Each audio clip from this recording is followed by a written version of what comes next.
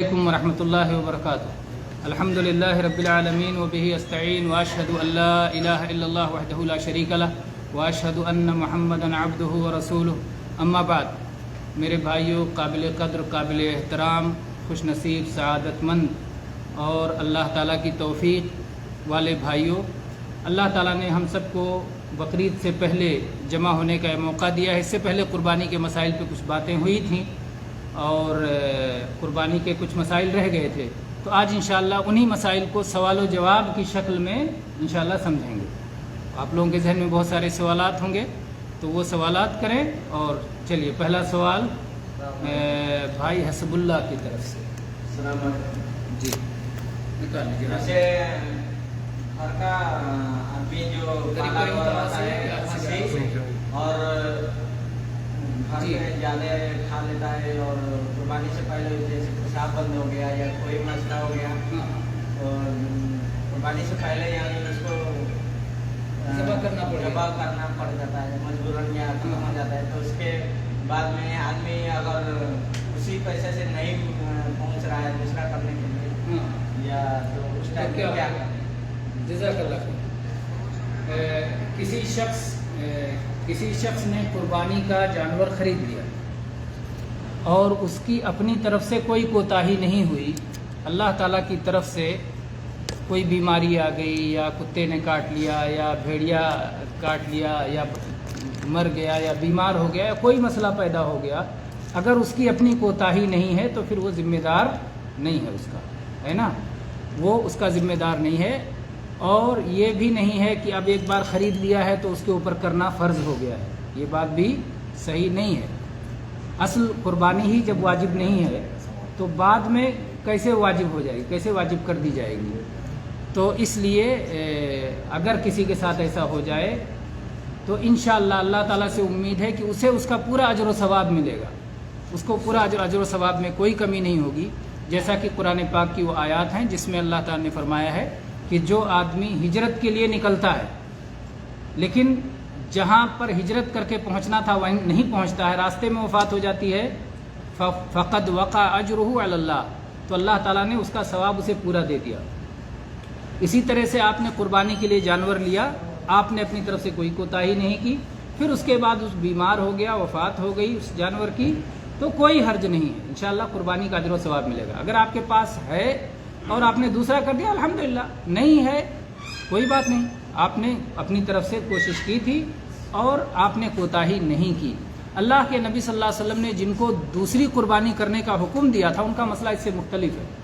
एक सहाबी ने कहा, गालिबन अबू बुर्दा बिन नियार रज़ी अल्लाह अन्हु, उन्होंने कुर्बानी कर ली सला ईद पढ़ने से पहले ही, तो अल्लाह के नबी सल्लल्लाहु अलैहि वसल्लम ने फरमाया कि मन ज़बह क़ब्ल सलाह फ़लयुइद मकानहा उख़रा, जो आदमी सलाह से पहले ज़बह कर लिया वो बाद में ज़बह करे। तो ये उन पर कोई जुर्माना नहीं था, मकसूद ये बताना था कि अगर आप कुर्बानी का सवाब पाना चाहते हैं तो उसे कुर्बानी के वक्त में कीजिए। अगर आपने सलात ईद से पहले कर लिया है तो कुर्बानी के वक्त में नहीं किया है। और इबादत की कबूलियत के लिए एक अहम शर्त ये भी है कि इबादत अपने वक्त पे हो। कोई 10 बजे ही ज़ोहर पढ़ ले, अभी ज़वाल हुआ ही नहीं, तो उसे ज़ोहर का सवाब मिलेगा? नहीं मिलेगा। ऐसे ही कोई आदमी पहली ज़ुल्हिज्जा ही को कुर्बानी कर ले, नहीं सवाब मिलेगा। तो अगर वो कुर्बानी का सवाब पाना चाहता है तो उसे यौमुन नहर में करना चाहिए, सलात ईद पढ़ने के बाद करना चाहिए। तो दोनों मसला मुख्तलिफ है, इसलिए उस बुनियाद पर ये नहीं कह सकते कि उनके पास कुर्बानी थी और उन्हें दोबारा करने का हुक्म, दोनों मसले में फ़र्क है। तो इंशाअल्लाह उन्हें कुर्बानी का अजर मिल जाएगा, क्योंकि उनके अपनी तरफ से कोताही नहीं हुई है, ये अल्लाह ने जो मुक़द्दर किया था हुआ। जी,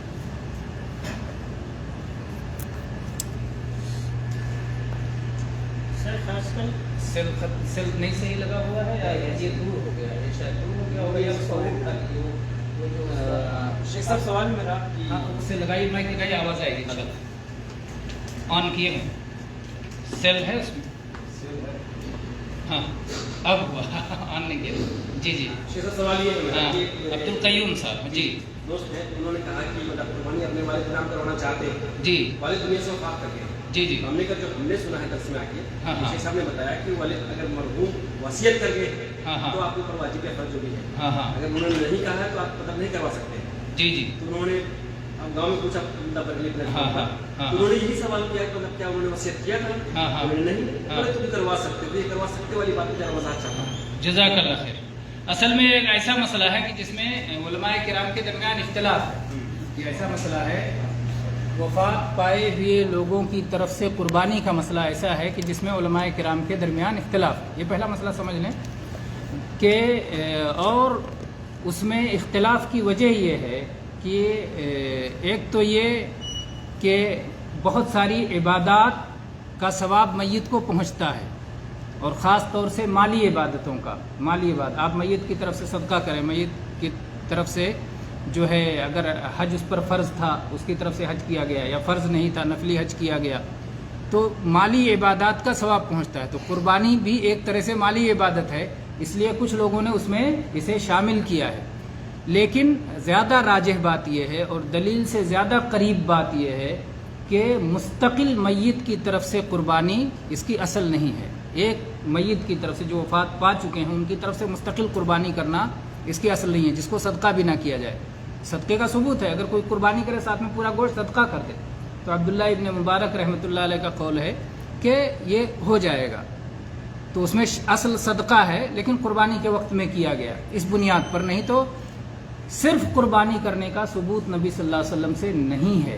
جیسے آپ کی پہلی اور نہایت چہیتی بیوی خدیجہ رضی اللہ عنہا کی وفات ہوئی، لیکن نبی صلی اللہ علیہ وسلم نے اپنی زندگی میں کبھی ان کی طرف سے مستقل قربانی نہیں کی.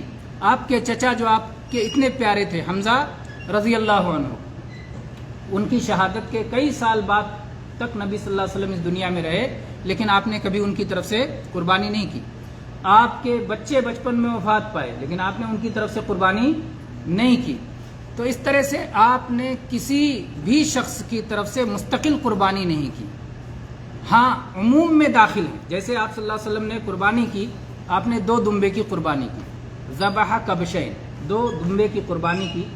آپ نے ایک دمبے کو ذبح کرتے ہوئے فرمایا اللہم تقبل من محمد و آل محمد، اے اللہ اسے محمد صلی اللہ علیہ وسلم اور ان کے آل و اولاد کی طرف سے قبول فرما لے. تو آپ نے قربانی کی اور ثواب میں اپنے پورے اولاد کو شامل کر لیا، آل و اولاد کو، جس میں بیویاں بھی آتی ہیں اور بچے بھی آتے ہیں آل و اولاد میں. تو اس میں کچھ بیویاں وفات بھی پا چکی تھیں، بچے وفات بھی پا چکے تھے.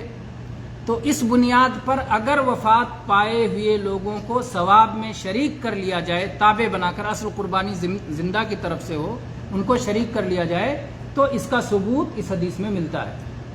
اسی طرح سے اللہ کے نبی صلی اللہ علیہ وسلم نے پوری امت کی طرف سے قربانی کیا. اللہم تقبل ممن شہد لک بالتوحید و شہد علی بالرسالہ او شہد علی بالبلاغ، یا من آمن بی من امتی، جن الفاظ کے ساتھ بھی روایت ہو کہ یا اللہ مجھ پر جو لوگ بھی ایمان لائے ہیں سب کی طرف سے یہ قربانی، تو سارے اہل ایمان کی طرف سے. اور ایک روایت کے مطابق امن لم یضح من امتی، میری امت میں جن لوگوں نے قربانی نہیں کی ان کی طرف سے قربانی. تو جن لوگوں نے قربانی نہیں کی یا جو لوگ آپ پہ ایمان لائے، اس میں کچھ ایسے لوگ بھی ہیں جو اس وقت تک وفات پا چکے تھے، ایمان لائے، آپ کے ساتھ رہے، وفات پا گئے. کچھ ایسے لوگ جو ابھی پیدا ہی نہیں ہوئے، مستقبل میں ہیں، تو وہ لوگ بھی ہیں. تو اس بنیاد پر اہل علم نے کہا کہ وفات پائے ہوئے لوگوں کی طرف سے اگر تبعاً ہو، زندہ کے تابع، زندہ قربانی کر رہا ہے، ثواب میں شریک کر لے، تو یہ جائز ہے، یہ جائز ہے. لیکن مستقل طور پر کسی وفات پائے ہوئے کی طرف سے قربانی کرنے کا ثبوت نہیں ہے. اگر کچھ لوگ اس پر یہ دلیل دیتے ہیں، بہت سارے لوگ کہتے ہیں کہ ہر مسئلے میں یہ نہیں ڈھونڈا جائے گا کہ اللہ کے نبی صلی اللہ علیہ وسلم نے اس پر عمل کیا ہو، یہ شبہ پیدا کرتے ہیں. اصل میں مسئلے کو اس کے صحیح نہج پہ جب تک نہیں غور کیا جائے گا تب تک صحیح جواب پر آدمی پہنچے گا نہیں. ہر وہ کام جو نبی صلی اللہ علیہ وسلم کے زمانے میں ممکن تھا، کوئی رکاوٹ نہیں تھی، اس کے باوجود نہ آپ نے کیا نہ آپ کے صحابہ نے کیا، تو وہ اب قیامت تک دین نہیں بن سکتا. یہ ساری چیزیں سامنے رکھیں. ممکن تھا، کوئی رکاوٹ نہیں تھی، پھر بھی نہ آپ نے کیا نہ آپ کے صحابہ نے کیا، تو قیامت تک اب دین نہیں بن سکتا ہے. یہ بات کیوں کہی جا رہی ہے اس لیے کہ اللہ تعالیٰ نے دین کو مکمل کر دیا ہے محمد صلی اللہ علیہ وسلم کی زندگی میں. تو اگر ممکن نہیں تھا تو اس کے لیے دلیل تلاش کریں گے، کیونکہ اس زمانے میں تو ممکن نہیں تھا. اگر کوئی رکاوٹ تھی تو پھر اس کے لیے دلیل تلاش کریں گے کہ یہ رکاوٹ دور ہو گئی. لیکن اگر ممکن بھی تھا، رکاوٹ بھی نہیں تھی، اس کے باوجود نہ نبی صلی اللہ علیہ وسلم نے کیا، نہ اپنے صحابہ کی رہنمائی کی، نہ صحابہ نے کیا، تو پھر وہ دین نہیں ہو سکتا. ہم یہ شرط نہیں لگاتے کہ ہر مسئلہ نبی صلی اللہ علیہ وسلم نے کیا ہو. بھائی نبی صلی اللہ علیہ وسلم نے کبھی اذان نہیں دی، نبی صلی اللہ علیہ وسلم نے اذان نہیں دی، تو اس کا مطلب اذان دینا ناجائز ہو گیا؟ کبھی کوئی مسلمان ایسی بات نہیں کہتا. جو لوگ اس طرح کی بات کہتے ہیں یہ نہیں کہتے کہ نبی صلی اللہ علیہ وسلم سے ہر عمل ثابت ہونا چاہیے. کس نے کہا؟ کسی نے نہیں کہا. نبی صلی اللہ علیہ وسلم کا قول بھی سنت ہے، آپ کا عمل بھی سنت ہے، آپ کی تقریر بھی سنت ہے. تقریر کا مطلب کوئی آپ کے سامنے عمل کرے اور آپ اس پر انکار نہ کریں، یہ بھی سنت ہے. اور تقریر میں اللہ کی تقریر کو بھی صحابہ نے سنت مانا ہے. اللہ کی تقریر کا مطلب صحابہ نے نبی صلی اللہ علیہ وسلم کی زندگی میں کوئی عمل کیا اور اس کے خلاف قرآن میں کوئی آیت نہیں اتری اور اللہ کے نبی نے اس پر نہیں ٹوکا تو گویا اللہ تعالیٰ خاموش ہے. تو اس عمل کو بھی صحابہ نے جائز مانا ہے. اس کی دلیل جابر رضی اللہ عنہ کی حدیث. جابر رضی اللہ عنہ کہتے ہیں نحن نعزل والقرآن ینزل، کہ ہم اس زمانے میں عزل کیا کرتے تھے جب قرآن اترتا تھا. یعنی اگر غلط ہوتا تو قرآن میں روک دیا گیا ہوتا. تو اس سے انہوں نے استدلال کیا کہ عزل کرنا جائز ہے. عزل کی تشریح وغیرہ میں نہیں جائیں گے، اس لیے کہ ہمارے بیچ میں کچھ بچے بھی ہیں اور بڑوں کو بھی میرے خیال سے اس کی بہت زیادہ اس مسئلے کی ضرورت نہیں ہے، اس لیے اس کی تفصیل نہیں کریں گے. اگر کوئی بعد میں پوچھے گا تو انشاءاللہ اس کی تشریح کر دیں گے. تو یہ رہا مسئلہ بیان. میں یہ کر رہا تھا کہ صرف قول، صرف عمل ہی سنت نہیں ہے، قول بھی سنت ہے اور تقریر بھی سنت ہے. تو کسی طرح کی سنت سے مسئلہ ثابت ہو جائے تو مسئلہ ثابت ہے. تو جبکہ نبی کریم صلی اللہ علیہ وسلم کے زمانے میں یہ موقع تھا کہ وفات پائے ہوئے لوگوں کی طرف سے قربانی کی جا سکتی تھی. صحابہ کرام کے ہاں موقع تھا. علی رضی اللہ عنہ کی جو حدیث بیان کی جاتی ہے اس میں کیا ہے؟ علی رضی اللہ عنہ قربانی کرتے تھے نبی صلی اللہ علیہ وسلم کی طرف سے. تو ان سے پوچھا گیا آپ ایسا کیوں کرتے ہیں؟ تو انہوں نے کہا مجھے نبی صلی اللہ علیہ وسلم نے وصیت فرمائی تھی. تو ایک تو حدیث ضعیف ہے، لائق استدلال نہیں ہے، لیکن اگر اسے صحیح مان لیا جائے تو بھی اس میں دلیل نہیں ہے، اس لیے کہ وہ وصیت کی بنا پر کرتے تھے. ابو بکر صدیق رضی اللہ عنہ نے تو نبی صلی اللہ علیہ وسلم کی طرف سے قربانی نہیں کی. عمر فاروق رضی اللہ عنہ نے تو نبی صلی اللہ علیہ وسلم کی طرف سے قربانی نہیں کی.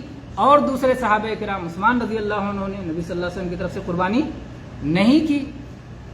تعجب یہ ہے کچھ دنوں پہلے تک اس عرب دنیا میں بھی یہ حالت تھی کہ لوگوں کو اگر ان سے کہا جائے کہ زندہ کی طرف سے قربانی کرو تو تعجب کرتے تھے. شیخ ابن عثیمین رحمہ اللہ نے ذکر کیا ہے، یہاں کے بہت بڑے عالم گزرے ہیں، قریب میں وفات ہوئی ہے شیخ ابن عثیمین رحمہ اللہ. وہ کہتے ہیں اگر کسی سے کہو کہ اپنی طرف سے قربانی کرو تو حیرت کرتا ہے، کہتا ہے میں تو زندہ ہوں.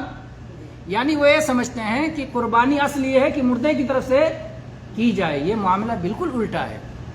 اصل یہ ہے، ہر عبادت میں اصل یہ ہے کہ آدمی عبادت خود کرے اور اپنی طرف سے کرے. ہر عبادت میں اصل یہ ہے. صلاۃ کس کی طرف سے پڑھنا چاہیے؟ اپنی طرف سے. صوم کس کی طرف سے رکھنا چاہیے؟ اپنی طرف سے. زکوٰۃ کس کی طرف سے دینا چاہیے؟ اپنی طرف سے. حج کس کی طرف سے کرنا چاہیے؟ اپنی طرف سے. ہر عمل پہلے اپنی طرف سے کرنا چاہیے. اس کے بعد اگر اللہ تعالیٰ کی طرف سے اجازت ہو کسی عمل میں تو دوسرے کی طرف سے کر سکتے ہیں. صلاح میں اجازت ہی نہیں ہے، دوسرے کی طرف سے آپ صلاح نہیں پڑھ سکتے تو اس میں تو کر ہی نہیں سکتے. صوم میں، فرض صوم میں اجازت نہیں ہے. منت کسی نے مانا اور نہیں پورا کر پایا، وفات ہو گئی، یا اس پر کچھ صوم فرض تھا اور نہیں پورا کر پایا، وفات ہو گئی، الاختلاف، تو بعد میں ہم اس کی طرف سے قضا کریں گے. لیکن نفلی صوم کسی کی طرف سے، نفلی روزے وفات پائے ہوئے شخص کی طرف سے نہیں رکھ سکتے، نہیں رکھ سکتے. زکوٰۃ مال میں ہے اس لیے دیں گے. اگر کوئی شخص زکوٰۃ نہیں دے پایا، وفات ہوگی اور اس کے مال میں زکوٰۃ فرض تھا، مال چھوڑ کے مرا ہے تو زکوٰۃ نکالا جائے گا کیونکہ وہ تو مال میں فرض ہے شخص کے بجائے. تو بہرحال کہنا یہ ہے کہ اللہ تعالیٰ نے ہر عبادت میں یہ رکھا کہ اصل اپنی طرف سے عبادت کی جائے اور اس کے بعد اگر اللہ اجازت دے تو دوسرے کی طرف سے کریں. یہی مسئلہ قربانی میں بھی ہے کہ آپ اپنی طرف سے قربانی کریں، عبادت ہے. اس کے بعد اگر آپ کے پاس موقع ہے تو آپ دوسرے کی طرف سے کریں، لیکن دوسرے کی طرف سے کرنے میں وہی مسئلہ آئے گا کہ وفات پائے ہوئے لوگوں کی طرف سے قربانی کرنے کا ثبوت ہونا چاہیے. مستقل ثبوت نہیں ہے، مستقل ثبوت نہیں ہے. ہندوستان کے بہت مشہور محدث عالم گزرے ہیں، شیخ عبید اللہ مبارک پوری رحمہ اللہ، جو ہے مرآت المفاتیح، جو شرح مشکات شریف حدیث کی مشہور کتاب ہے، اس کی شرح میں لکھتے ہیں کہ کسی وفات پائے ہوئے شخص کی طرف سے مستقل قربانی کا ثبوت کہیں پر موجود نہیں ہے. تو اس لیے اگر کوئی آدمی اپنے والد یا والدہ کی طرف سے قربانی کا شوق رکھتا ہے تو اسے کیا کرنا چاہیے؟ صدقہ کر دے. ایک بکرا صدقہ کرو، قربانی بھی کرو، تو اللہ سے امید رکھو کہ قربانی کا بھی اجر و ثواب ملے گا اور صدقہ کا بھی اجر و ثواب ملے گا. اور ورنہ نہ کرے، کیونکہ ثبوت والے اعمال میں ہی انسان کو ثواب ملتا ہے. تو 3 قسم گویا ہو گئی. وفات پائے ہوئے لوگوں کی طرف سے قربانی کی 3 صورت ہوئی. ایک تو یہ کہ زندوں کے تابع کر کے کیا جائے، اس کا ثبوت ہے. دوسرا یہ کہ وفات پائے ہوئے نے وصیت کی ہو، اس کا ثبوت ہے، وصیت کی تنفیذ لازم ہے. اور تیسری چیز یہ ہے کہ مستقل قربانی ان کی طرف سے کی جائے، اور اس کا ثبوت نہیں ہے. جزاکم اللہ. جی السلام علیکم. السلام علیکم. یہ مشرقی ہندوستان خاص کر یو پی، گجرات وغیرہ، جی جی سے یہاں گائے یا بیل کی قربانی بالکل کر نہیں سکتے. جی جی بھینس یعنی میل فیمیل پر قربانی تقریباً 70-80% لوگ کرتے ہیں. جی. بکرا مہنگا ہے ہاں ہاں اور یہ مختلف ہی مسئلہ ہے. جی جی. تو کیا جواز کی طرف ابھی بہت سارے لوگوں کا میلان ہے، اور جواز کی طرف میلان ہونے کی وجہ، بلکہ بعض لوگ تو اب یہاں تک بعض لوگوں کا کہنا ہے کہ یہ مسئلہ اختلافی ہونا ہی نہیں چاہیے، بھینس کی قربانی کا مسئلہ. کیونکہ جب اللہ تعالیٰ نے بقر کا جو لفظ استعمال کیا ہے، لغوی اعتبار سے جب یہ بھی اس میں شامل ہے، تو ظاہر بات ہے قرآن پاک کو سمجھنے کا ذریعہ ہمارے پاس کیا ہے؟ لغت، عربی زبان. اور عربی زبان جس طرح سلف نے سمجھا، عرب میں گائے کا وجود نہیں تھا نبی صلی اللہ علیہ وسلم کے زمانے میں، اور آج تک جو ہے گائے کے لیے مشکل ہے، گائے کیونکہ گرم ہوا ہے، لیکن اب پالا جاتا ہے کیونکہ دودھ پینا رہتا ہے. تو ہاں بھینس کا، ہاں گائے کو تو ہے، گائے بھینس کا ثبوت ہے. جزاک اللہ خیر، اچھے تنبیہ کی کہ بھینس گرم جانور ہے، اور اس صحرا گرم علاقے میں اس کا رہنا اللہ تعالیٰ نے ایسے بنایا ہے کہ ہر علاقے میں الگ الگ اسی کے اعتبار سے حیوانات پائے جاتے ہیں. تو یہاں وہ نہیں پایا جاتا. تو جب عرب کے لوگ یہاں سے نکلے، ایران پہنچے، تو ایران میں گائے پائی جاتی تھی. ایران میں کیا کہتے تھے گائے کو؟ گاؤ موش. گاؤ موش بھینس کو، ہاں پھر گائے بار بار زبان پہ چڑھ جاتا ہے. بھینس کو لوگ کہتے تھے گاؤ موش. تو عرب میں گاف تو ہے نہیں، تو جیم لگا کے انہوں نے کہا جاموس. عرب میں بھینس کو کیا کہتے ہیں؟ جاموس. تو وہ اصل میں گاؤ موش کی عربی ہے، گاؤ موش کو عربی بنا لیا. تو گاؤ اس کے نام میں ہے، گاؤ، گائے گاؤ قریب ہے، گائے کو بھی گاؤ ہی کہتے ہیں. تو وہ گویا گاؤ ہی ہے، گائے ہی ہے، بقر ہی میں آتا ہے، مویشی کے اسی سطح پہ آتا ہے. جیسے شات کا لفظ جب ہے تو شات میں جتنے قسم کے آتے ہیں، شات میں اون والے بھی آتے ہیں اور بال والے بھی آتے ہیں. اون والے ہو گیا دمبا اور میڈا، بھیڑ، اور بال والوں میں بکری کی جتنی قسمیں ہیں سب بکرے بکریوں کی قسمیں آ جاتی ہیں. تو شات کا لفظ جس طرح سب کو شامل ہے، چاہے اون والا ہو چاہے بال والا ہو، اسی طرح سے بقر کا لفظ ان کو بھی شامل ہے، چاہے وہ سفید چمڑے کے ہوں چاہے وہ سیاہ چمڑے کے ہوں، ہے نا، چاہے وہ بھینس ہو چاہے گائے ہوں. تو اس بنیاد پہ ایک نوجوان عالم دین ہیں، ہم لوگوں سے جونیئر، ہم لوگوں کے بعد ہیں، لیکن اس وقت وہ بھی بزرگوں کی صف میں آ جائیں گے دھیرے دھیرے. مولانا عنایت اللہ سنابلی، بمبئی سے تعلق ہے. انہوں نے ایک کتاب لکھی ہے بھینس کی قربانی پر، جسے صوبائی جمعیت اہل حدیث بمبئی نے شائع کیا ہے، اور اس میں اسی مسئلے کو ترجیح دی گئی ہے، اور بہت سارے اہل علم نے ان کی تائید بھی کی ہے. خصوصاً موجودہ حالات کو دیکھتے ہوئے اس میں بہت سارے اہل علم نے تائید کی ہے اور کہا ہے کہ بھینس کی قربانی کی جا سکتی ہے. تو انشاءاللہ اس میں ابھی بحث کے بہت زیادہ بحث نہیں ہونا چاہیے انشاءاللہ. ہمارے یہاں امام صاحب نے خطبہ دیا تو سیدھے انہوں نے ناجائز کرا.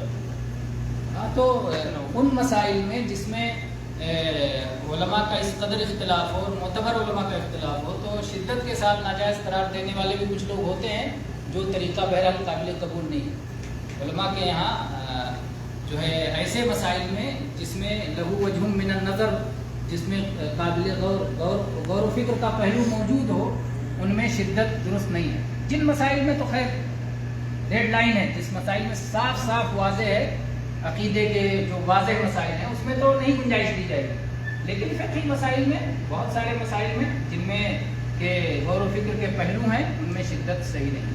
جی ہمارے یہاں بھی وہی جی اہل حدیث کا پورا مائک لے کے ابھی پہلے علی بھائی کے پاس مائک ہے، ان کو بولنے دیجیے۔ علی احمد صاحب جی جی تو یہ سوال کر جی بھائی صاحب جو بات کی ہے کہ اگر آپ رکھے ہیں بکری یا ہاں دمبا جو بھی رکھے ہیں جی جی وہ شرط کے حساب سے وہ جو معذور ہو گیا ہاں ہاں تو اس کو آپ بیچ دیے۔ جی جی بیچنے کی ضرورت نہیں، اگر اس کی قربانی کی جا سکتی ہے، مثال کے طور پر جب آپ نے لیا تو بالکل صحیح سالم تھا، جی لیکن مثلا چھت پہ آپ لے گئے اور سیڑھی سے اتارتے ہوئے گر گیا، ٹانگ ٹوٹ گئی، ٹانگ ٹوٹ گئی، تو ایسی صورت میں جو ہے بعض صحابہ کرام سے یہ فتویٰ مروی ہے کہ انہوں نے کہا کہ تم نے جب لیا تھا تو بالکل قربانی کے لائق لیا تھا، اس لیے اب اس کی قربانی کر دو، ہے نا؟ تو ایسی صورت میں قربانی کر لیں گے، سوائے اس کے کہ وہ ایسا بیمار پڑ جائے جس کی بیماری ظاہر ہو، ان کی بیماری سے گوشت میں بیماری کے خطرات اور گوشت کھانے والوں پر بھی بیماری کا نقصان ہونے کا اندیشہ ہے، تو چونکہ لا ضرر ولا ضرار، نہ نقصان اٹھانا ہے نہ نقصان پہنچانا ہے، نقصان سے بچنے کے لیے اس کو نہیں قربانی کیا جائے، اس کو نہیں کھایا جائے گا، لیکن جس میں نقصان نہ ہو تو اگر کوئی عیب اس طرح کا پیدا ہو جاتا ہے لے لینے کے بعد تو اس کی قربانی ہو سکتی ہے۔ ہمارے کہیں یہ یہاں پر طریقہ ہوتا ہے جی جانور جو ہے مرنے کا کار کے آگے اس کو جمع کر دیتے ہیں، ہاں ہاں یا تو بیچ دیتے ہیں، نہیں تو دبا کر کے جو بیچ دیتے ہاں۔ ہیں، ایسا بیچ دیتے جی جی۔ ہیں، وہ سن لیتے ہیں۔ اس پیسے کو کیا کریں گے؟ وہ پیسہ جو ہے قربانی کے جانور خریدنے کا نہیں ہے، ہاں۔ کم ہے، اپنے پاس بھی نہیں ہے، اگر پیسہ کم پڑا، اس پیسے کو کیا کریں گے؟ اس پیسے کو چونکہ انسان اللہ کے لیے نکال چکا ہے تو اس لیے اگر وہ صدقہ کر دے تو بہتر ہے، اگر دوسرا قربانی کا جانور لا کے کر دیتا ہے تب تو وہی اصل ہے، کیونکہ قربانی کے لیے اس نے پیسہ نکالا تھا، لیکن اگر اتنا نہیں ہو رہا ہے اور گنجائش نہیں بن رہی ہے تو اس پیسے کو صدقہ کر دینا بہتر ہے، کیونکہ وہ اللہ کے لیے پیسہ نکال چکا تھا تو دوبارہ نہ استعمال کرے۔ اگر دوسرا بکرا خرید آئندہ سال کے لیے تو آئندہ سال تک پتہ نہیں کیا ہوتا ہے، ہاں کچھ لوگ ایسا کر لیتے ہیں۔ ہاں اگر اس میں اس طرح کا کوئی خطرہ نہ ہو کہ آئندہ سال مان لیجئے کہ استعمال ہو جائے گا، فلاں مسئلہ ہو جائے گا، تو لمبی مدت ہے، اور پھر اگر مان لیجئے کوئی حادثہ ہو گیا تو اولاد کے ساتھ لکھ کے رکھ سکتا ہے کہ بھائی یہ اپنے اوپر قرض رہے گا، اور ان معاملات میں جتنے جلدی آدمی کر لے، مبادرہ بالخیرات کہتے ہیں، وسابقوا الی مغفرۃ من ربکم وجنۃ عرضها السماوات والارض، کہ نیکی کے مسئلے میں دیر نہیں کرنا چاہیے، اس لیے قربانی کے پہلے دن اگر کوئی قربانی کر لیتا ہے تو وہ سب سے زیادہ ثواب کا کام ہے، اس لیے کہ اللہ کا حکم آیا قربانی کرو تو انتظار نہیں کرا کہ دوسرے دن کروں گا، تیسرے دن کروں گا، پہلے دن کا قربانی کا سب سے زیادہ ثواب ہے۔ تو اسی طرح سے مسئلہ اس کا ہے کہ ایک رقم جو اس کے پاس ہے اس کو اپنے سر قرض بنا کے کیوں رکھے اتنی مدت تک، پتہ نہیں کیا ہو جائے۔ اسی طرح سے زکوٰۃ فرض ہو گئی تو خدمہ نکال لے کرنا چاہیے، فوراً نکال دو، سوائے اس کے کہ جس شخص کو پہنچانا ہے وہ مسائل ہوں تو ان حساب سے دیر کر سکتا ہے۔ تو اگر اس طرح کا کوئی خطرہ نہ ہو اور اس ذمہ داری کے ساتھ اسے رکھا جائے تو ممکن ہے جواز کی کوئی صورت بن جائے۔ ابھی حج کا آپ نے کہا کہ حج پہلے اپنے طرف سے کرو، ہاں اپنی طرف سے کیے بغیر اگر کوئی حج بدل کرتا ہے تو قبول اگر نہیں۔ دوسرا آدمی بھیج رہا ہے، ہاں ہاں دوسرا آدمی بھیج رہا ہے کہ وہ اپنے مرحوم کے لیے یا اپنے طرف سے دوسرے آدمی کو بھیج رہا ہے، ہاں ہاں جس آدمی کو بھیج رہا ہے وہ آدمی اگر اپنا حج کر چکا ہے تبھی کسی اور کی طرف سے حج کر سکتا ہے، اگر وہ حج اگر وہ نہیں کیا نہیں تو وہ نہیں کر کر تو دوسرے کی طرف سے نہیں کر سکتا، اپنا ہی طرف کرے گا۔ جیسے مان لیجئے کہ ایک شخص نے حج نہیں کیا ہے، کوئی آدمی اس کو تحفہ دے رہا ہے کہ میری طرف سے پیسہ لے لو اور جاؤ حج کر لو، اور جائز ہے اگر اسے اپنی طرف سے کرنے کے لیے دے رہا ہے، لیکن اگر اسے دے رہا ہے کہ تم میرے کسی بندے کی طرف سے کر لو اور وہ اس کا پہلا حج ہے تو پھر نہیں ہوگا، حج بدل نہیں کیا جا سکتا ہے، اگرچہ اس پہ حج فرض نہیں ہے پھر بھی تو بھی کیونکہ حدیث وہ عام ہے، شبرما والی حدیث جس میں انہوں نے کہا تھا اللہم لبیک عن شبرما، اے اللہ میں شبرما کی طرف سے حاضر ہوں، تو اللہ کے نبی صلی اللہ علیہ وسلم نے پوچھا شبرما کون؟ انہوں نے بتایا میرا کوئی بھائی ہے یا قریبی رشتہ دار ہے، پھر آپ نے کہا پہلے اپنی طرف سے کرو پھر ان کی طرف سے کرنا، آپ نے باقی تفصیل نہیں پوچھی، جی السلام علیکم. السلام. ہمارے یہاں بھی اہل حدیث میں یہ لوگ بولتے ہیں کہ بھینس کی قربانی کرنا صحیح نہیں ہے. یہ علماء میں اختلافی مسئلہ ہے. میں نے ذکر کیا کہ علماء میں اختلافی مسئلہ ہے، لیکن انشاءاللہ راجح بات یہی ہے کہ بھینس کی قربانی جائز ہے. راجح بات یہی ہے، اور اس کو بہت سارے اہل علم نے کہا ہے، اور امام احمد رحمہ اللہ کی طرف بھی یہ نسبت کی جاتی ہے ائمہ اربعہ میں، کہ ان سے پوچھا گیا تو انہوں نے کہا کہ اس کا مسئلہ بھینس کے سارے مسائل گائے کے مسائل کی طرح ہیں. جیسے زکوٰۃ کا مسئلہ ہے تو اس کے ساتھ وہی معاملہ کیا جائے گا جو گائے کے زکوٰۃ کا مسئلہ ہے، وہی بھینس کی زکوٰۃ کا بھی مسئلہ ہے.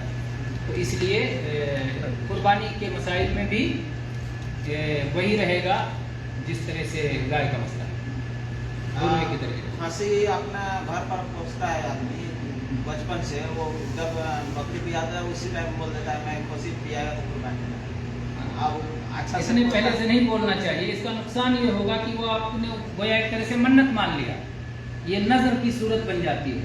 یعنی آپ نے گویا یہ کر لیا کہ اگر یہ بچہ ہوا تو میں اس کو قربانی کروں گا، یعنی آپ نے مان لیا. آپ اس کو بیچ نہیں سکتے، لیکن آپ نے گویا ایک طرح سے منت مان لیا. تو منت ماننا مکروہ ہے. مسئلہ آپ لوگ پہلے سن چکے ہوں گے. منت ماننا مکروہ ہے. ایک چیز اللہ نے آپ پہ فرض نہیں کیا اور آپ نے اپنے اوپر فرض کر لیا.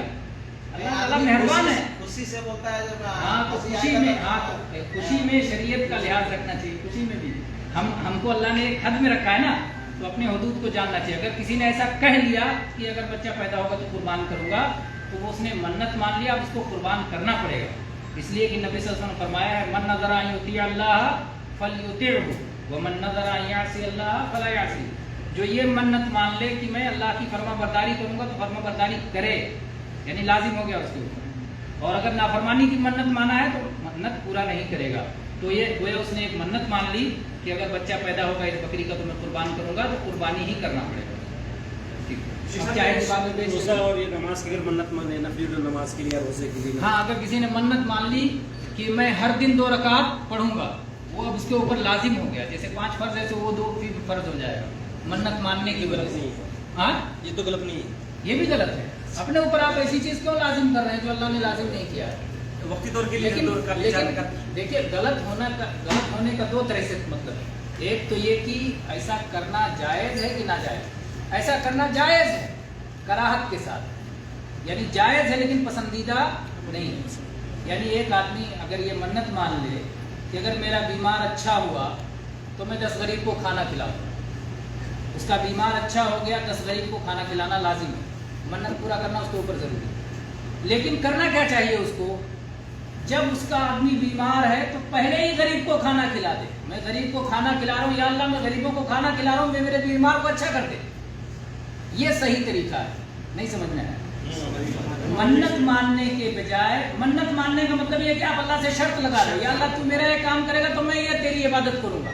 جبکہ ہونا کیا چاہیے؟ ہم اللہ کے بندے ہیں، ہمیں شرط لگا کے نہیں کرنا چاہیے. آپ بیمار چاہتے ہیں کہ بیمار اچھا ہو جائے، آپ صدقہ و خیرات کرو، اللہ سے دعا کریں یا اللہ صدقہ خیرات کر رہا ہوں تو میرے بیمار کو اچھا کرتے. میرا تیرا بندہ ہوں، میں بندگی کر رہا ہوں، میرا یہ کام ہے، میری یہ ذمہ داری ہے.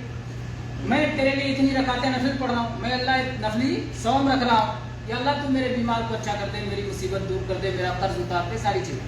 تو آپ کرتے جاؤ اور دعا مانگتے جاؤ اللہ سے. یہ صحیح طریقہ ہے. یہ نہیں کہ شرط لگا لو کہ یہ ہوگا تب کروں گا. تو مکروہ ہونے کی بنا، منت کے مکروہ ہونے کی 2 وجہ. ایک وجہ اللہ کی شان میں بے ادبی، یا اللہ تو کرے گا تو کروں گا، یہ اللہ کی شان میں بے ادبی ہے حقیقت میں. لیکن چونکہ منت ماننے والا ایسا نہیں سمجھتا، اس لیے بے ادبی کا گنہگار نہیں ہے. وہ تو نہیں سمجھتا نا، وہ تو سمجھ رہا ہے کہ میں اچھا کر رہا ہوں. تو عام طور پہ عورتیں ایسا بہت کرتی ہیں، لاکھ سمجھاؤ لیکن وہ منت مان ہی رکھتی ہے.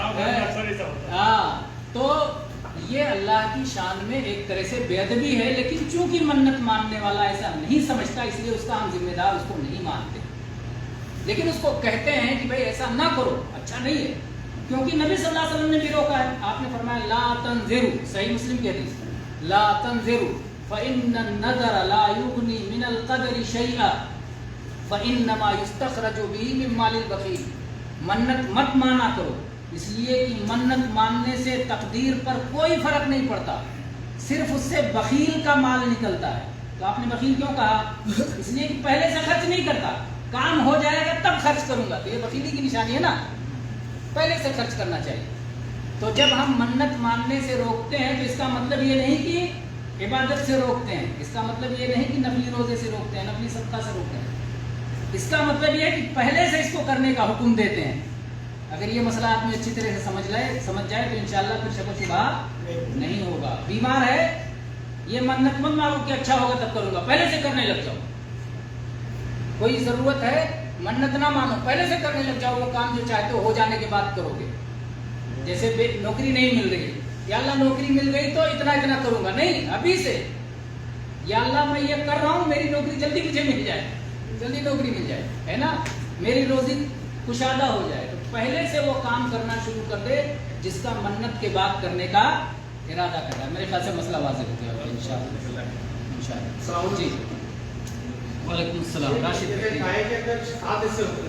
جی، وہ کیا کرتے ہیں اس میں مردوں کو بھی شامل کر لیتے، ان کا نام لکھ کے، وہ کرنا صحیح ہے کہ نہیں؟ اگر میں نے جو بتایا کہ اگر صدقے کی صورت ہے، اصل میں 7 حصہ، بڑے جانور میں 7 حصہ یہ زیادہ سے زیادہ ہے نا، اس سے کم حصہ لیا جا سکتا ہے۔ زیادہ سے زیادہ حصوں میں بھی ہر حصہ ایک بکری کے برابر گویا ہو گیا، بڑے جانور کا ایک حصہ ایک چھوٹے جانور کے برابر ہے۔ تو اب وہ ایک آدمی نے وہ حصہ لے لیا ہے، اب وہ ایک حصہ اپنا پورا صدقہ کر دے، تو جس طرح سے ایک جانور کے ساتھ کیا جا سکتا ہے وہی ایک حصے کے ساتھ کیا جا سکتا ہے۔ تو ایک جانور کو جیسے اگر مردے کی طرف سے کوئی آدمی قربانی کرنا چاہتا ہے تو صدقہ کر دے، اسی طرح اگر ایک حصہ مردے کے نام سے کر رہا ہے تو پورا حصہ صدقہ ہے، یہ اولا ہے تو نہ کرے۔ شیخ جو آپ نے بتایا چاہے بیمار ہو، ہاں، اس کو سیوا نہ کرے، تو پھر وہ کیا کرے قربانی کے لیے؟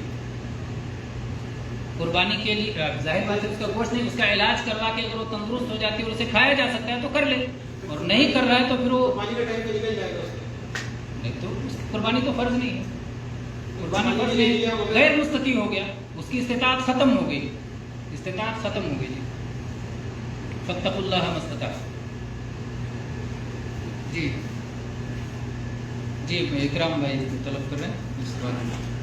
شیخ ہم لوگ گلف والے ہاں، جیسے کچھ پیسہ اکٹھا ہوتا ہے تو پلاٹ خرید لیے، زمین خرید لیے، جی جی 10 لاکھ 20 لاکھ 50 لاکھ، جی جی، تو اب اس پلاٹ پہ کیا زکوٰۃ اگر زکوٰۃ ہے کہ تو نہیں؟ کیا مان لیجیے ہمارے پاس تو ایک ہی پلاٹ ہے، ہاں ہاں، بہت سے ایسے لوگ ہیں کہ جن کو وراثت میں اربوں خربوں کی زمین ملی ہوئی ہے، جی جی، شہر بھی میں، ہاں ہاں، تو اگر ہمارے اوپر پلاٹ میں زکوٰۃ فرض ہے تو ان کے اوپر پھر وہ بیچارے کیسے ادا کریں گے جن کو وراثت میں ملا؟ تو اس کو ذرا جزاک اللہ خیر۔ بس سوال کا جو انداز ہے اس کی میں تصحیح تھوڑی سی کروں گا کہ اگر اس پہ فرض ہے تو ان لوگوں پہ فرض کی ادائیگی میں مشکل ہوگی۔ یہ جو ہے سوال ہماری طرف سے نہیں ہونا چاہیے۔ اگر اللہ نے فرض کیا ہے تو دینا ہے، چاہے جو ہو جائے۔ اہل ایمان تو سر تسلیم خم ہے، چاہے جتنا نکلے، ہے نا۔ اگر اللہ کی طرف سے فرض ہے تو ہمیں دینا ہے، اگر نہیں فرض ہے تو مسئلہ کیا ہے، اگر نہیں فرض ہے تو بتایا جائے، فرض ہے تو کیا جائے۔ یہ ہونا چاہیے ہمارا کہ اگر ہمارے پاس اگر ہم نے کوئی پلاٹ خریدا صرف اپنے پیسوں کی حفاظت کے لیے، ہے نا، پلاٹ آدمی یا تو اس مقصد سے خریدے گا کہ مجھے یہ پلاٹ زمین خرید رہا ہوں، میں اس پہ مکان بنا کے رہوں گا، میرے پاس مکان نہیں، یا اس میں کھیتی کروں گا، یا اسے بیچوں گا، یا یہ کہ ابھی کچھ نہیں سمجھ میں آ رہا ہے، پلاٹ خرید لے رہا ہوں، پیسہ ہے، پیسہ محفوظ ہو جائے۔ تو یہ بہت ساری نیتیں ہو سکتی ہیں۔ ہر اعتبار سے اس کا شریعت میں کیا حکم ہے، کب زکوٰۃ دینا پڑے گا، کب زکوٰۃ نہیں دینا پڑے گا۔ اگر زکوٰۃ دینا پڑے گا تو ہم تو اللہ کے بندے ہیں، سر تسلیم خم دیں گے، اور اگر نہیں دینا ہے تو اللہ کا شکر ادا کریں گے، اللہ تو نے بہت رحم و کرم کیا ہے، بہت ساری چیزوں پہ زکوٰۃ معاف رکھا ہے۔ تو یہ جو ہے سوال کا انداز ہونا چاہیے۔ تو کہنا یہ ہے کہ اگر کوئی شخص پلاٹ اس لیے خریدتا ہے زمین کہ اپنے پیسوں کی حفاظت کرنا چاہتا ہے تو اس پر زکوٰۃ نہیں ہے، اس لیے کہ زکوٰۃ کس پر ہے؟ اہل علم نے جو زکوٰۃ کی شرطیں لگائی اس میں مال نامی جو لگایا ہے، مال نامی میں جو ہے سونا چاندی ہے، اس پر ہے، اور اس کے بعد میں مال تجارت کو کہا ہے۔ تو یہ مال تجارت میں سے نہیں ہے، अगर आपने बाद में बेच भी दिया तो भी माल तिजारत में से नहीं। जैसे मिसाल के तौर पर हमने थोड़ी सी ज़मीन ली, लेकिन जिस वक्त ली थी उस वक्त बेचने की नीयत नहीं, मकान बना लेंगे, दुकान बना लेंगे, ये पैसा महफूज रहेगा, पैसे के हिसाब से रखेंगे। कुछ दिनों के बाद समझ में आया मकान बना लिया, कुछ दिनों के बाद समझ में आया दुकान बना, कोई नीयत मुतय्यन नहीं है। लेकिन कुछ दिनों के बाद ये समझ में आया कि ला उसको बेच लेते हैं, दूसरी कोई अच्छी ज़मीन मिल रही वहाँ ले लें, या मकान बना लें, या बेच के कुछ और काम कर लें, तो बेचने की वजह से वो माल तिजारत नहीं हो जाएगा। उसको तिजारत करना नहीं। आपने गाड़ी खरीदी इस्तेमाल करने के लिए, फिर बेच लिया, तो क्या आपने तिजारत की? इसको तिजारत करना नहीं कहते। तो ज़मीन इस तरह लेके बेच देना, एक ज़मीन जो आपने वो से ली थी फिर बेच दी, तो उसको तिजारत नहीं कहते। तिजारत उसी को कहेंगे जो वाकई ज़मीन की खरीद फरोख्त करता है। तो जो लोग सिर्फ इतनी सी बात कहते हैं कि जो बेचने की नीयत से आपने ले लिया तो आप तिजारत के लिए लिए हैं, तो वो बात भी काबिल गौर है। उलमा ने इसका इनकार किया है। पहले मैं भी यही समझता था कि वाकई जो खरीदने की नीयत से लो तो बेचने की नीयत से, बेचने की नीयत से आपने लिया है तो तिजारत ये नहीं। हर वो चीज़ जो आपने बेचने की नीयत से लिया हो तिजारत नहीं है। तिजारत जो बाकायदा उससे नफ़ा कमाना ही मकसूद होता है, यही कारोबार है आपका, इस तरह आप नफ़ा कमाते हैं। तो अगर एक ज़मीन ही आप लेकर के फिर ये है कुछ दिनों में बेच देंगे तो तिजारत थोड़ी हुई, वो तिजारत नहीं है, इसलिए उस पर ज़कात नहीं है। सही बात यही है, उलमा के अक़वाल में से ज़्यादा सही बात यही है कि ऐसी ज़मीनों पर ज़कात नहीं है। और आप अपनी तरफ से तो अल्लाह की राह में जितना खर्च करें वो अच्छा है, लेकिन उस पर ज़कात नहीं। अल्लाह के नबी सल्लल्लाहु अलैहि वसल्लम ने जब सहाबा से ज़कात तलब किया तो आपने बताया किस पे ज़कात नहीं है। कहा तुम्हारे पास जितने घोड़े हैं उस पर कोई ज़कात नहीं, तुम्हारे पास जितने गुलाम हैं उस पर कोई ज़कात नहीं, बस खाली सोने चांदी पे ज़कात है। सोने की ज़कात लेके आओ, चांदी की ज़कात लेके आओ। तो इसी तरह से जो आपके पास सोना है, जो आपके चांदी है, और जो सोना चांदी जैसे हो क्या है करेंसी जो कैश है वो भी सोना चांदी है, तो उसको सोने के साथ या चांदी के साथ जोड़ करके उसका हिसाब करेंगे, इसमें ज़कात देना। और अगर आप तिजारत कर रहे हैं तो तिजारत के माल में से ज़कात निकालना है, वरना जो आपका मकान है उस पर ज़कात नहीं, जो आपकी सवारी है उस पर ज़कात नहीं, जो आपकी दुकान है उस पर ज़कात नहीं, जो दुकान के अंदर मशीनें हैं उस पर ज़कात नहीं। तो बहुत सारी चीज़ों में अल्लाह ने माफ़ रखा है, इस्तेमाल की जो भी चीज़ें हैं उस पर ज़कात नहीं। जी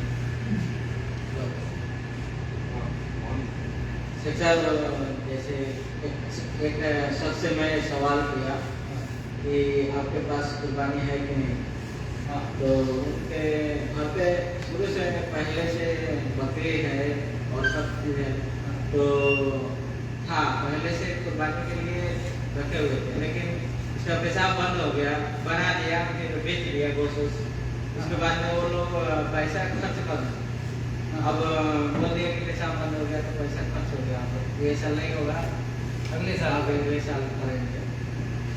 तो जबकि बोल के रखा था कि ये बकरा कुर्बानी के बाद बाकी करेंगे। जी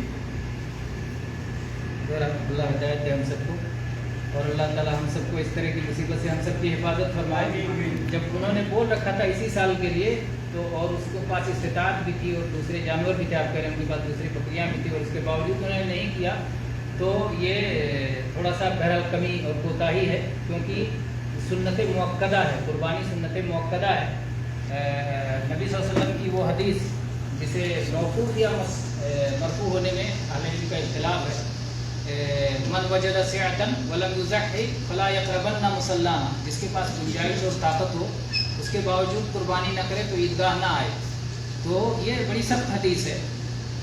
इस हिसाब से अगर उनके पास ताकत थी, गुंजाइश थी, सिर्फ इतना मसला था, और वो आप कह रहे हैं कि गोश्त बिक गया और उसके बाद उस खरीद भी सकते थे, पैसा आ गया, उसके बाद दूसरा जानवर ला सकते थे, अगर उन्होंने पहले से कह रखा था तो उन्हें कुर्बानी करना चाहिए। सो वालेकुम सलाम रहमतुल्लाहि व बरकातहू। जैसा कि प्राइवेट कुर्बानी में 7 हिस्से होते हैं, कुछ लोग उनमें अपने बच्चों का इकट्ठा भी कर लेते हैं, इकट्ठा भी अकीका, कुर्बानी और अकीका जो मिला देते हैं, मिला देते हैं, क्या वो जी, जी। सही है वो नहीं करो? नहीं, सही बात नहीं है। कुर्बानी के सिलसिले में और कुर्बानी और अकीका के सिलसिले में दोनों मसाइल एक जैसे नहीं हैं। बाज़ चीज़ों में उलमा ने आम तौर पर मुहद्दिसीन ने अकीका और अज़ाही को एक साथ जिक्र किया, क्योंकि मसाइल बहुत सारे मिलते जुलते हैं और बहुत सारे मसाइल मिलते जुलते नहीं भी हैं। जो चीज़ अकीका के बारे में साबित है वो सिर्फ छोटे जानवर का सबूत मिलता है। हदीस में अकीका से मुतालिक सिर्फ छोटे जानवर का सबूत है, शाह। अनिल गुलाम शातान व अनिल जारियती शात, लड़की की तरफ से एक बकरा या बकरी और लड़के की तरफ से 2 बकरे या 2 बकरियां। बाज़ में आता है शातान मुतकाफियतान, यानी एक जैसे हो, ये नहीं हो कि 2 बकरे ज़बह करे, एक जो है 2 साल का और एक 6 महीने का, दोनों एक जैसे हों बकरे बच्चे की तरफ से, ये असल सुन्नत है। तो और कुछ लोगों ने ये भी इस्तिदलाल किया है, पता नहीं इस इस्तिदलाल में कितना दम है, कि सही बुखारी की जो रिवायत है कि अल्लाह के नबी सल्लल्लाहु अलैहि वसल्लम ने फरमाया कि फ़अहरीक़ू अन्हु दमन, बच्चे की पैदाइश पर उसकी तरफ से खून बहाओ और 7वें दिन उसकी तरफ से खून बहाओ और उसके जो है बाल साफ करो, उसकी गंदगी को साफ करो। अमीतु अन्हु अदन व अहरीक़ू अन्हु दमन, उसकी गंदगी साफ करो यानी बाल साफ करो और उसकी तरफ से खून बहाओ। तो खून बहाव से इस्तिदलाल किया है कि मुस्तकिल एक जानवर होना चाहिए, ना कि हिस्सा होना चाहिए, क्योंकि खून बहाना जब एक पूरी जान निकल जाए तो वो दम कहा जाता है, जैसे हज के मसाइल में है कि इस मसले पर दम है, दम है। तो बहरहाल इससे भी बाज़ लोगों ने इस्तिदलाल किया है। दलील कोई भी हो, अकीका 7वें दिन है और 7वें दिन से मुअख्खर करना बिला वजह, सिर्फ इसलिए कि कुर्बानी में साथ कर लेंगे या शादी के मौके पर कर लेंगे, तो ये बहरहाल गोया सुन्नत को अपने हिसाब से चलाना है, ना कि सुन्नत के मुताबिक अमल करना है। अगर आदमी सुन्नत के मुताबिक अमल करना चाहते हो तो 7वां दिन आप करें, अगर ताकत नहीं है तो अकीका फ़र्ज नहीं है, नहीं आप पे लाजिम है। बाद में अल्लाह आपको तौफीक दे दो, जब चाहे कर लें, लेकिन पहले से सोच के रखें कि कुर्बानी में कर लेंगे, हिस्से लगा के कर लेंगे, तो बहरहाल इसका सबूत नहीं है, इसलिए अकीका में वही करना चाहिए जो कि साबित है, और वो है। और बड़े का अगर करना हो अकीका तो मुस्तकिल पूरा जानवर आदमी को, पूरा जानवर जी। अगर हकीका के लिए जानवर रखा है और बाद में से रहने दे, 12 बज गए, उसको तो बंद कर दें, उसका नजारा चाहिए कि इसको कुर्बानी करवा दें। आदमी जो है हकीका के लिए जानवर रखा है, बाद उसका नजारा चल के नहीं इसको कुर्बानी कर देते हैं, अल्लाह क्या ये जायज़ है? अकीका के लिए रखा है और बच्चा भी है, पैदा हो गया कि बच्चा पैदा होगा तब अकीका कर, पहले जानवर रखा है, बच्चा पैदा होगा तो अगर होगा और अभी नहीं हुआ है और अभी अमल भी नहीं है, अभी अमल भी नहीं है, दोनों तकर्रुब इल्लाह है, यानी कुर्बानी करना भी अल्लाह से तकर्रुब के लिए है, सवाब के लिए इबादत है, और अकीका भी इबादत है। तो अगर एक इबादत से दूसरी इबादत की तरफ से मुंतकिल हुआ है तो इंशाअल्लाह हर्ज नहीं है, क्योंकि अकीका भी इबादत है। और अभी सिर्फ वो सोच के रखा था ना कि बच्चा पैदा होगा, अभी बच्चा भी नहीं है और दूर है और कुर्बानी का वक्त आ गया और पहले कर लिया, तो इंशाल्लाह इसमें खैर है, इसमें कोई खराबी नहीं है, खैर है।